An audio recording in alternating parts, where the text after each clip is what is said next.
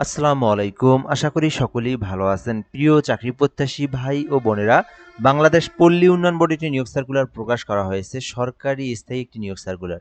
বাংলাদেশের যেকোনো জেলার যেকোনো প্রার্থী যে কেউ চাইলে কিন্তু এই আবেদনটি করতে পারবেন। এটা কিন্তু সকল জেলার প্রার্থীরাই আবেদন করতে পারবেন। ছেলে-মেয়ে উভয় প্রার্থী আবেদন করতে পারবেন। আজকের এই ভিডিওর মাধ্যমে এই নিয়োগ সার্কুলারটা নিয়ে বিস্তারিত বিষয়গুলো জানাবো। এখানে পদের নাম, বেতন স্কেল, শিক্ষাগত যোগ্যতা রয়েছে। আপনারা জানবেন যে এই নিয়োগ সার্কুলারে শুধুমাত্র অষ্টম শ্রেণী পাশ করে ৭২টি পদ রয়েছে অফিস সহযোগে। এছাড়াও এসএসসি, এইচএসসি পাশে ৩০টি ৩২টি পদের সংখ্যা রয়েছে। মানে শুধুমাত্র অষ্টম থেকে শুরু করে এসএসসি, এইচএসসি অনার্স ডিগ্রি পর্যন্ত বিভিন্ন পদে নিয়োগ সার্কুলারটি প্রকাশ করা হয়েছে। তো সম্পূর্ণ ভিডিওটা দেখার জন্য অনুরোধ করা হচ্ছে। বাংলাদেশ পল্লী উন্নয়ন বোর্ডের একটি নিয়োগ সার্কুলার, রাজস্ব খাতভুক্ত নিয়োগ সার্কুলার, মানে সরকারি স্থায়ী পার্মানেন্ট একটি চাকরি। এরপরে বলা হয়েছে এই সার্কুলারে বাংলাদেশের স্থায়ী নাগরিকেরা আবেদন করতে পারবেন। মানে বাংলাদেশের যে কোনো জেলার যে কোনো প্রার্থী আবেদন করতে পারবেন। অনলাইনে আবেদন করতে হবে brdbteletalk.com এই লিঙ্ক থেকে আবেদন করতে হবে। অনলাইন ভিত্তিতে আবেদন করা যাবে না। আশা করি আপনারা বিষয়টা সম্পর্কে অবগত হয়েছেন। এখন আপনার যে শিক্ষাগত যোগ্যতা, এইটা অনুযায়ী আপনি কোন পদে আবেদন করবেন সেটা কিন্তু আপনি এই বিষয়গুলো সম্পর্কে দেখলেই বুঝতে পারবেন। তার আগে আপনাদেরকে গুরুত্বপূর্ণ একটি বিষয় জানিয়ে রাখি, যারা ভিডিওটা ইউটিউব থেকে দেখতেছেন, আমাদের ইউটিউব চ্যানেলের নাম রায়হান হাসান। এই চ্যানেল থেকে দেখলে আপনি যদি নতুন হয়ে থাকেন চ্যানেলটি সাবস্ক্রাইব করে রাখবেন। আর ফেসবুক পেজ রয়েছে জব প্লাস বিডি, এখান থেকে দেখে থাকলে পেজটি ফলো করে রাখবেন। তাহলে আপনি বাংলাদেশের সকল নিয়োগ সার্কুলারগুলো সবার আগে জেনে নিতে পারবেন। তো এখানে প্রথম পদের নাম সহকারী পরিচালক নির্মাণ, নিয়োগ দেওয়া হবে। নবম গ্রেডে একটি পদ রয়েছে। যারা সিভিল ইঞ্জিনিয়ারিং নিয়ে অনার্স পাস করেছেন, ডিগ্রি পাস করেছেন, তারা কিন্তু আবেদন করতে পারেন এই যে সহকারী পরিচালক নির্মাণ এই পদে। সহকারী প্রোগ্রামার রয়েছে একটি পদে, যেখানে বলা হয়েছে কম্পিউটার সায়েন্স অথবা ইলেকট্রিক্যাল সায়েন্স অথবা ইলেকট্রিক্যাল ইঞ্জিনিয়ারিং নিয়ে যারা লেখাপড়া করেছেন আবেদন করতে পারবেন। প্রথমের দিকে একটু হাই এডুকেটেড পদের সংখ্যা, এরপরে কিন্তু শুধুমাত্র অষ্টম এসএসসি, এইচএসসির পদের সংখ্যা রয়েছে। তারপরে রয়েছে ৩ নম্বরে গবেষণা কর্মকর্তা, ৩টি পদ রয়েছে। যারা অর্থনীতি অথবা পরিসংখ্যান বিষয়ের উপর মাস্টার্স কমপ্লিট করেছেন, তারা কিন্তু গবেষণা কর্মকর্তা পদে আবেদন করতে পারেন। এছাড়াও রয়েছে সহকারী আর্টিস্ট, যেখানে একটি পদ রয়েছে। শিল্পকলায় স্নাতক ডিগ্রি, অর্থাৎ শিল্পকলা ডিপার্টমেন্ট থেকে যারা অনার্স কমপ্লিট অথবা ডিগ্রি কমপ্লিট করেছেন আবেদন করতে পারবেন। এছাড়াও রয়েছে ৫ নম্বরে স্টেনোগ্রাফার কাম কম্পিউটার অপারেটর, ৫টি পদ রয়েছে ১৩ গ্রেডে। শিক্ষাগত যোগ্যতা চাওয়া হয়েছে কম্পিউটার ব্যবহার সংক্রান্ত ওয়ার্ড প্রসেসিং অথবা ডাটা এন্ট্রি ও টাইপিং ইত্যাদি সর্বনিম্ন গতি যাদের রয়েছে ৩০/২৫, তারা কিন্তু আবেদন করতে পারে।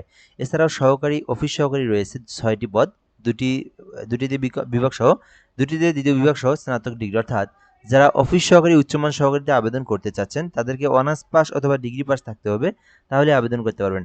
গবেষণা অনুসন্ধানকারী রয়েছে ৩টি পদে। যারা অর্থনীতি অথবা পরিসংখ্যানের উপর স্নাতক ডিগ্রি করেছেন আবেদন করতে পারবেন। পরিসংখ্যান সহকারী রয়েছে ২টি পদে, যেখানে অর্থনীতি অথবা পরিসংখ্যান সাবজেক্ট থেকে অনার্স বা ডিগ্রি করেছেন আবেদন করতে পারবেন। এছাড়াও এখানে ৩টি পদ রয়েছে। একটি হচ্ছে নিরীক্ষা সহকারী, হিসাব সহকারী, কেশিয়ার রয়েছে। সবগুলো বিকম পাস করলে আবেদন করতে পারবেন। গ্রন্থকার সহকারী রয়েছে একটি পদে। যারা অনার্স পাস, ডিগ্রি পাস করেছেন, যাদের এক্সপিরিয়েন্স রয়েছে আবেদন করতে পারবেন। স্টেনোগ্রাফার রয়েছে, কম্পিউটার অপারেটর, যেখানে এইচএসসি পাশে, উচ্চ মাধ্যমিক পাশে আবেদন করতে পারবেন। এক্ষেত্রে অবশ্যই ৩০ শব্দ বা ২৫ শব্দের একটা টাইপের স্পিড থাকলে আবেদন করা যাবে। এরপরে রয়েছে প্রশিক্ষক, ড্রাফটসম্যান, অফসেট প্রিন্টিং অপারেটর, একটি করে পদ রয়েছে। আপনারা যারা ভোকেশনাল থেকে এইচএসসি পাস করেছেন আবেদন করতে পারবেন। এরপরে কিন্তু বড় একটি পদের সংখ্যা রয়েছে অফিস সহকারী কাম কম্পিউটার অপারেটর, এটা কিন্তু বিশাল একটি পদের সংখ্যা। মোট ৩০টি পদ রয়েছে এখানে, আপনারা চাইলে এটাতে আবেদন করতে পারেন। শুধুমাত্র এসএসসি পাস করে আপনারা ১৬ গ্রেডে আবেদন করতে পারবেন কম্পিউটার অপারেটর কাজের।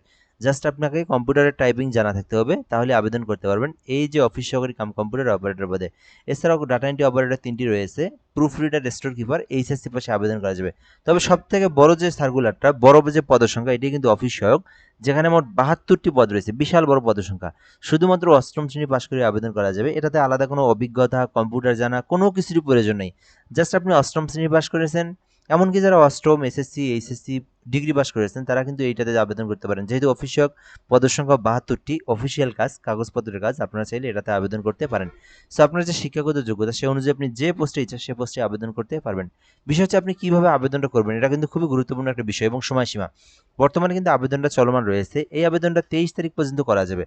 আর আবেদনটা করবেন কিভাবে, এই যে একটা লিঙ্ক দেখতে পারতেছেন brdbteletalk.com, এই লিঙ্ক থেকে আবেদন করতে হবে। আর আমাদের একটা অনলাইন অ্যাপ্লিকেশন সার্ভিস পোর্টাল রয়েছে, যার মাধ্যমে যে কোনো সরকারি চাকরির আবেদন ঘরে বসে থেকে একদম নির্ভুল উপায়ে করে নিতে পারবেন।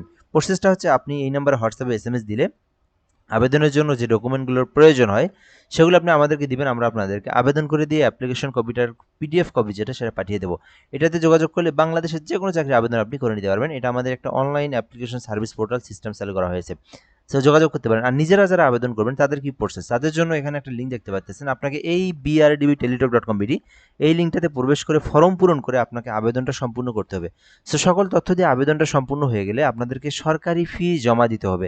সরকারি ফি হচ্ছে এখানে 1 থেকে 3 নম্বর কর্মীকের মধ্যে যে কোনো পদে আবেদন করলে 223 টাকা জমা দিতে হবে। আর আপনি যদি 4 নম্বর কর্মীকে আবেদন করেন তাহলে আপনাকে 168 টাকা, এবং আপনি যদি 5 থেকে 20 নম্বর কর্মীকের মধ্যে যে কোনো পোস্টে আবেদন করেন তাহলে আপনাকে 112 টাকা জমা দিতে হবে। আর যেটা অফিসিয়াল দেখলেন এখানে আপনাকে 56 টাকা জমা দিতে হবে। তো আপনি যে পদে আবেদন করবেন সেই গ্রেড অনুযায়ী সেই ফিটা আপনাকে জমা দিয়ে পেমেন্ট সম্পূর্ণ করতে হবে। আর অবশ্যই আপনাদের ফোনে যেন এক্সট্রা আরও 10 টাকা বেশি রিচার্জ করা থাকে। আর এখানে পেমেন্ট করার প্রসেসটা হচ্ছে প্রথমে আপনাদেরকে বিআরডিবি লিখতে হবে, তারপর আপনাদের যে অ্যাপ্লিকেশন ইউজার সেটা লিখতে হবে, তারপর 163 নাম্বার সেন্ড করতে হবে। সেন্ড করলে পিন নাম্বার দেওয়া হবে, পরবর্তী আপনার পিন নাম্বার দিয়ে এই নাম্বারে সেন্ড করলে আপনার পেমেন্টটা হয়ে যাবে। আশা করি আপনার সকল বিষয়গুলো ভিডিওটার মাধ্যমে বুঝতে পেরেছেন এবং জানতে পেরেছেন। কেউ যদি কিছু না বুঝে থাকেন আপনি কমেন্ট করে বলতে পারেন, আপনাকে রিপ্লাই করে সেই বিষয়টা জানিয়ে দেওয়া হবে ইনশাল্লাহ। ভিডিওটা এ পর্যন্তই, ধন্যবাদ, ভালো থাকবেন, আসসালামু আলাইকুম।